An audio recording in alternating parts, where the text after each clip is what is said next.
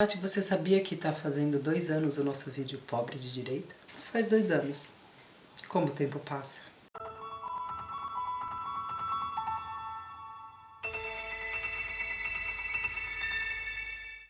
Sabe uma coisa do Pobre de Direita que é muito irritante?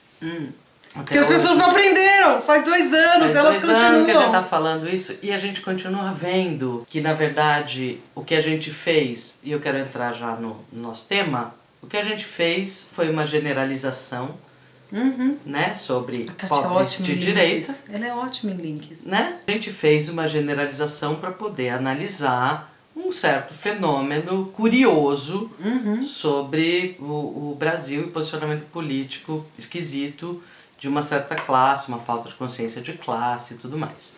E sistematicamente os comentários que a gente recebe sobre esse vídeo são justamente comentários questionando essa generalização. Os vídeos que a gente mais recebe crítica de generalização é quando a gente fala sobre homens.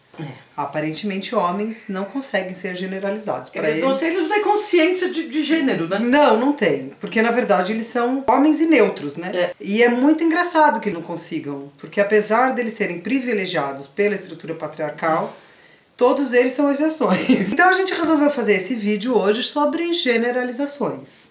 Ou quando você pode falar nem todo.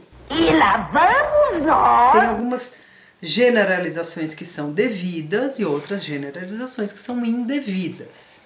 Porque o problema quando a gente vai falar que sim, nós fazemos generalização, é porque uma das generalizações que fazem, por exemplo, estou dando um exemplo, é todo preto é vagabundo, todo nordestino é burro, todo gordo é preguiçoso, né? Então, são generalizações indevidas. Por que são indevidas? Porque elas mostram um preconceito. Então vamos falar um pouco sobre isso, porque a gente tem que explicar um negócio antes. Explicar primeiro o que é opressão. Quando a gente está falando de opressão, a gente está falando de um grupo que a gente chama de minoria, mas atualmente essa minoria nem se refere a uma minoria numérica. Grupos sistematicamente excluídos de direitos que a maioria, que é quem segue uma determinada norma, tem. A norma é o homem branco heterossexual, em geral, de classe alta, até porque dentre os privilégios que se tem, homens brancos heterossexuais têm mais facilidade em galgar postos de comando, então isso vai perpetuando o privilégio, vai perpetuando a opressão. Opressões estruturais são opressões que envolvem exploração do trabalho do outro. Elas são principalmente calcadas em gênero, raça e classe. Mulheres são exploradas, ficam com todo o trabalho doméstico, ficam com a criação de filhos e ficam com todo o trabalho pesado de gestão da vida. Seria do capitalismo. O que seria do capitalismo sem... Nascente no século XVI sem trabalho escravo. Exatamente. E os negros, quando teve a abolição da escravatura, isso não teve nenhum tipo de retratamento histórico, nenhum tipo de reparação, eles não receberam indenização pelo trabalho escravo, e isso vai se perpetuando nas gerações futuras, e ainda negros, ainda a gente vê atualmente a coincidência entre cor e classe. A classe social é outro recorte que digamos que é mais democrático, atinge negros e mulheres e outras etnias, né? Ela vai se perpetuando também a partir do momento que se você come mal, se você estuda mal, se você tem uma infância desestruturada, como é que você vai conseguir alcançar postos maiores e conseguir empregos maiores, conseguir mais estrutura para não passar isso para frente para sua família. Um machismo, por exemplo, em que um cara espanca a mulher, é óbvio, não tem discussão. Uma situação de racismo do tipo Ku Klux Klan, que nem teve nos Estados Unidos, é óbvia, ninguém tem questionamento sobre isso.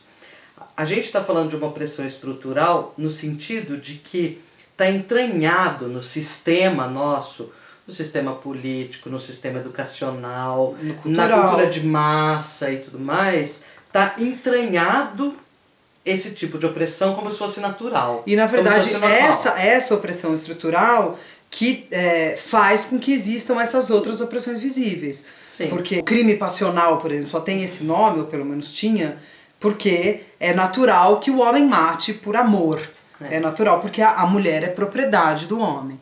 Né? Se então, o cara espancou a mulher é porque alguma coisa ela fez. Né? Ou se ela foi estuprada é porque ela não devia estar em casa sozinha. Tudo isso é parte da estrutura. Por que eu dei toda essa explicação?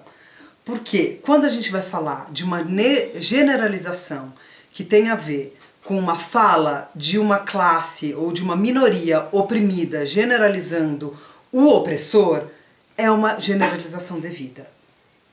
Então não vale falar nem todo branco, nem todo homem, nem todo rico. Porque a gente está falando de estrutura que estatisticamente e historicamente estão perpetuando privilégios. E a gente tem que falar sobre isso. É uma generalização. É claro que a gente não é demente. E a gente sabe que nem todo branco ou nem todo homem, a gente sabe disso. Né? A gente sabe que, como você diz, lá na Finlândia talvez tenha um bom homem branco heterossexual, entendeu? As exceções sempre confirmam a regra. Então, se você é uma exceção, se você é um branco não racista, uau, ok, legal, mas a gente não está falando de você. Né? É uma generalização necessária. Não, se você é um branco não racista, ou se você é um homem que não estupra ou nunca estuprou uma mulher, você não faz mais que a sua obrigação.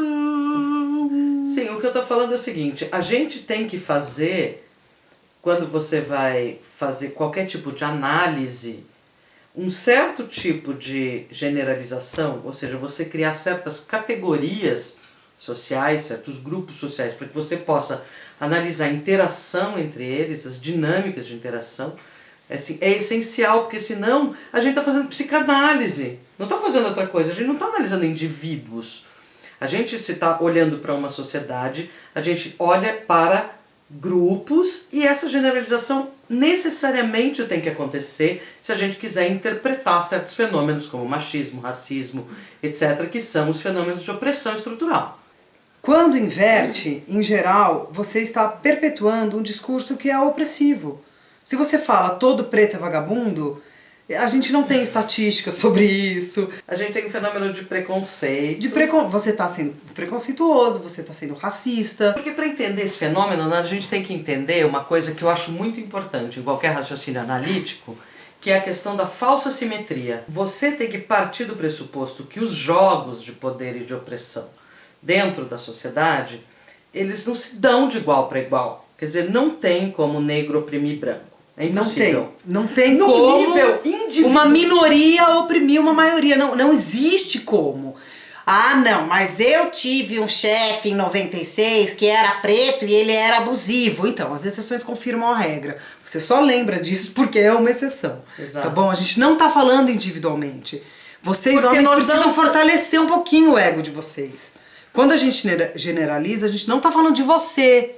A gente tá falando de uma estrutura, de uma tendência de comportamento que não é biológica nem essencial, é social. E isso tem a ver com a socialização, com o modo como os brancos são socializados, com o modo como os homens são socializados, com o modo como as mulheres são socializadas. Isso não tem a ver com biologia, não tem a ver com a cor de pele, necessariamente, essencialmente. Não é o pigmento branco que te faz racista. É o jeito que o pigmento branco, ou a falta de pigmento, é lido socialmente e te traz privilégios. Se você está cegado pelo seu privilégio, a única coisa que você tem que fazer é sentir vergonha. Sinto muito. É horrível. Não é uma trajetória desejável. Mas é só assim que a gente vai mudar o mundo. Se você se envergonhar um pouco de tudo que você acha que é, ter sido construído em cima de privilégios e não de igualdade. Esse é o caminho que eu tento fazer como branca. Às vezes sofro, às vezes me pego numa encruzilhada. É estrutural. É o modo como a gente foi criado. Tem que se envergonhar assim quando você chega na Unicamp e a maioria dos alunos é branco. É uma vergonha. Tem que se envergonhar. Então larga a sua vaga, não sei o que. Não é disso que eu tô falando. É oportunidade para todo mundo entrar. Porque enquanto não tiver isso, aí que tá, né? É onde estão as contradições do discurso meritocrata, por exemplo. É justamente que todos aqueles que defendem a meritocracia não abrem mão e não reconhecem os seus privilégios. Contradição, porque o sujeito que está no lugar de privilégio, né, quer dizer, a maioria... Ele não enxerga. Justamente porque a opressão é estrutural. Nesse sentido, é que é um equívoco você falar de feminismo, ou de racismo reverso. Racismo reverso. É assim, isso é de uma estupidez tão grande que não dá nem para medir.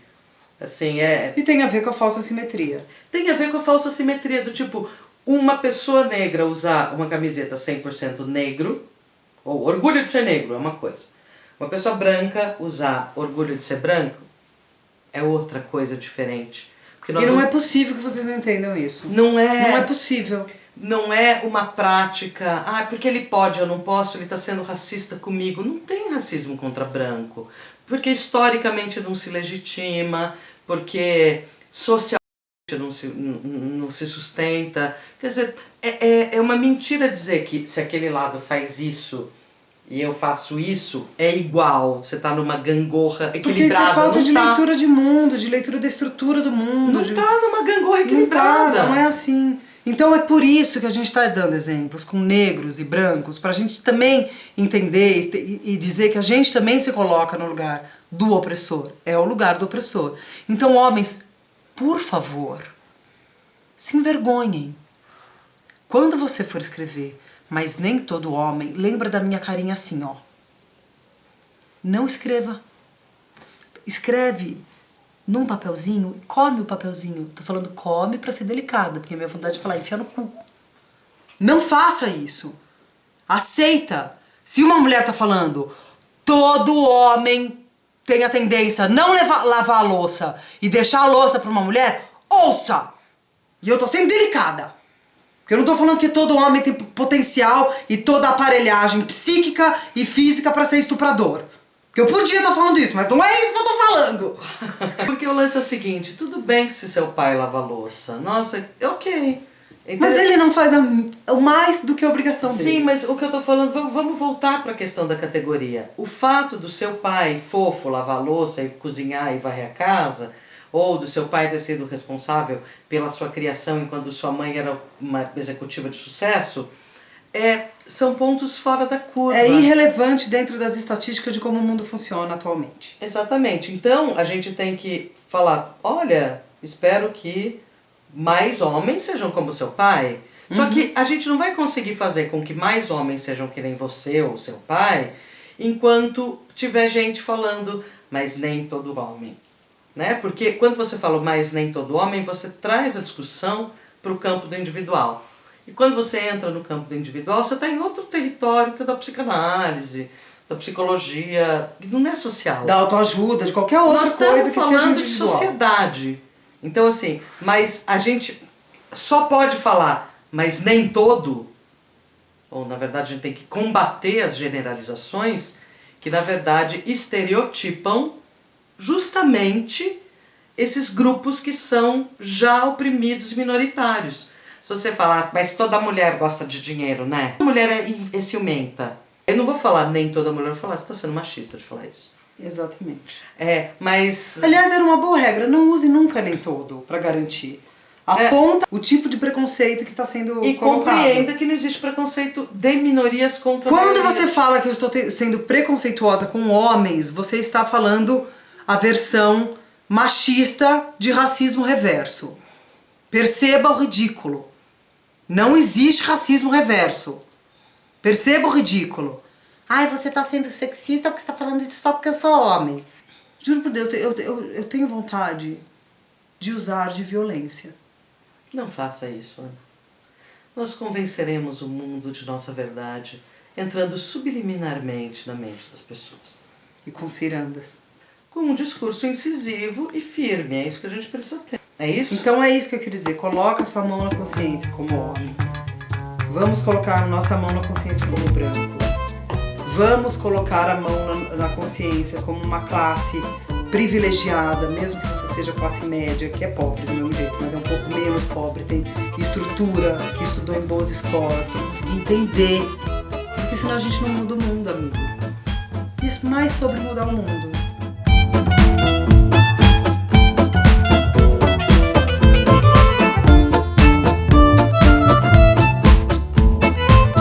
Você quer apostar quanto que nesse vídeo vai ter 1 milhão de versões escamoteadas de Nem Todo Homem? E nós faremos um vídeo com os comentários escamoteados do Nem Todo Homem, provando que todo homem tende a dizer Nem Todo Homem. Exatamente. Vamos ver quantas pessoas vão tentar dizer que a gente tá sendo preconceituosa com os pobres homens. Pobre.